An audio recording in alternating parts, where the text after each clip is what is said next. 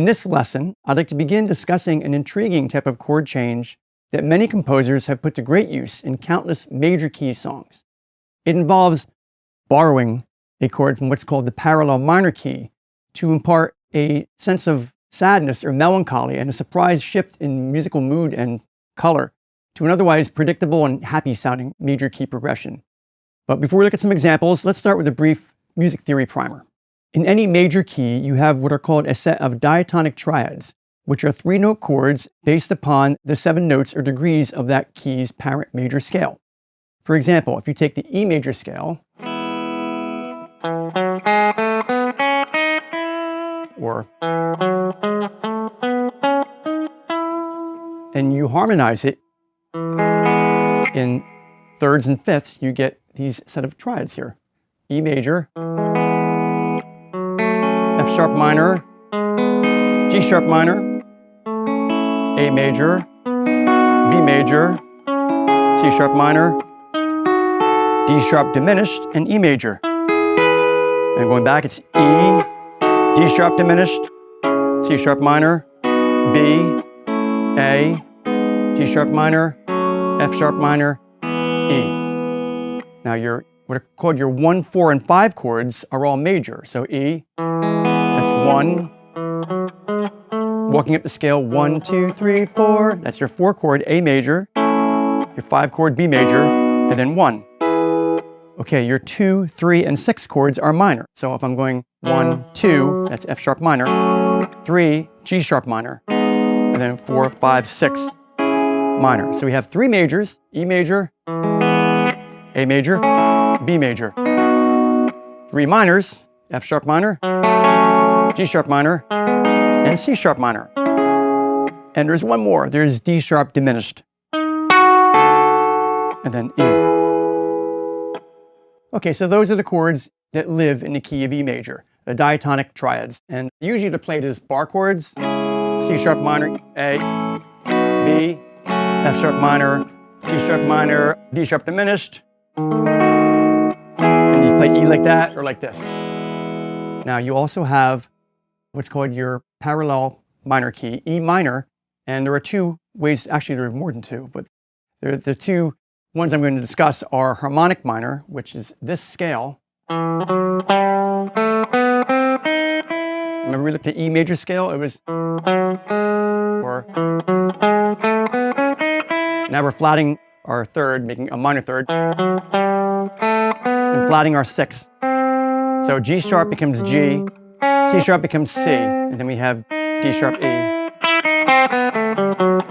Play it everywhere.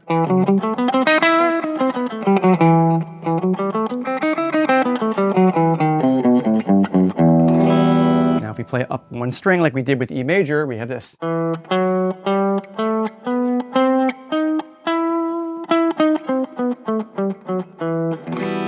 E harmonic minor. That generates its own 7 diatonic triads. And those are E minor, F sharp diminished is your 2 chord, your 1's minor, 2 is diminished, and then this is interesting, 3 is augmented. That's the chord that we looked at recently. We did 4 lessons on augmented, It's the 3 chord of the harmonic minor scale. Our 4 chord is A minor. Our 5 is B major, same as in the major scale. And then 6 is C major. 7 is D sharp diminished, which is the same as in the major scale. And then 1 again.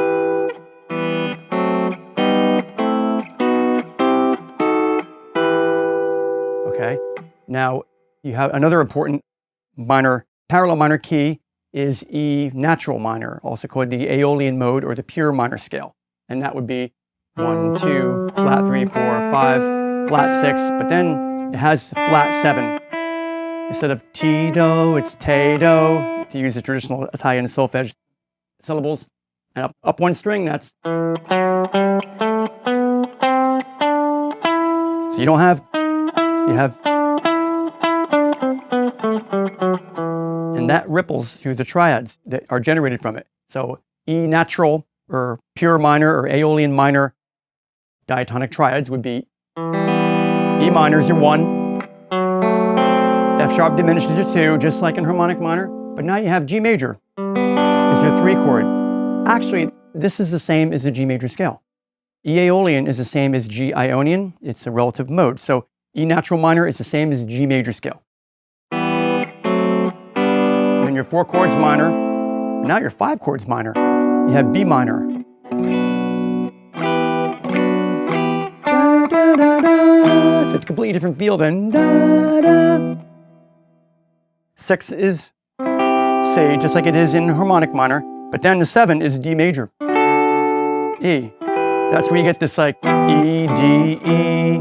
It comes from natural minor.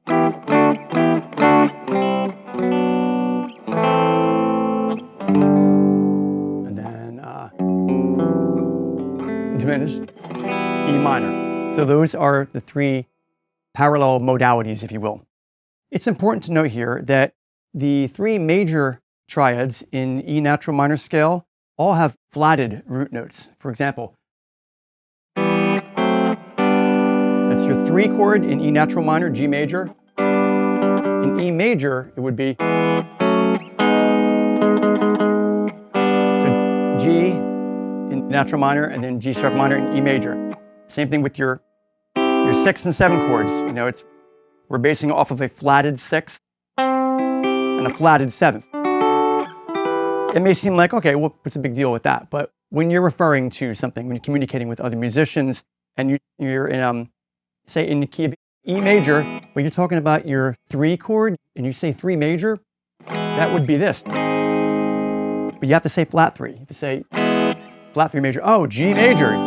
Same thing with 6 and 7. If you're in the key of E, and you say 1, 6 major, people think you're playing C sharp, you know, like. But if you say flat 6 major, then that means you're talking about C major. Same thing. If you say 7 major, if you just say 7 major in the key of E, right? 7, because you're talking about E major.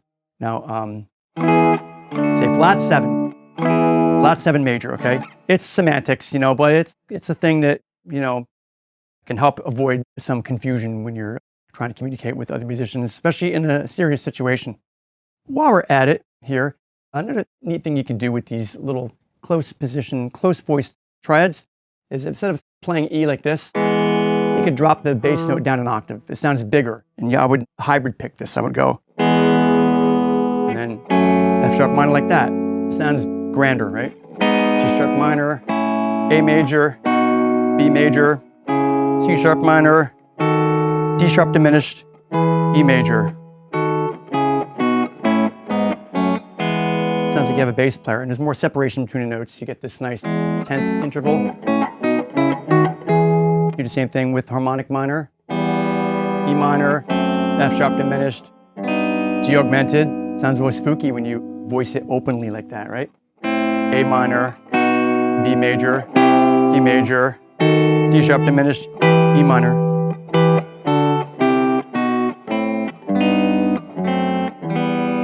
And with E natural minor, Aeolian. E minor, F sharp diminished, regular G major, A minor, B minor, C major, D major, E minor.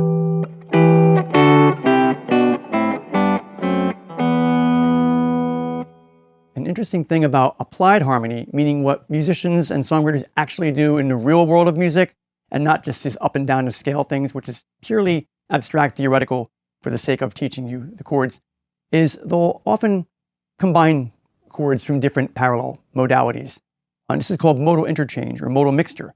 And an interesting example of this is in a minor key, say key of E minor, you'll hear you'll have a G chord, right? And you'll have a D chord. And Neil Young, Heart of Gold. Right? But then oftentimes you'll have the 5 chord. That comes from E harmonic minor because it has that D sharp note in it. And then oftentimes you'll have all 3 major chords in the same song. So it's like, okay, well, you're drawing from E harmonic minor and E natural pure Aeolian minor. Good example is Jethro Tull.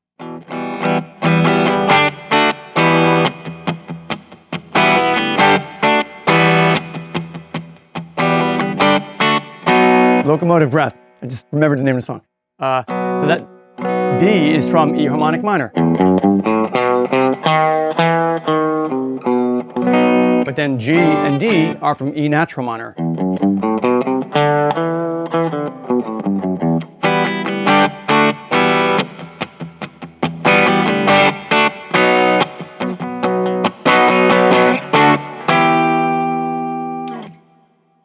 So there it is in a nutshell.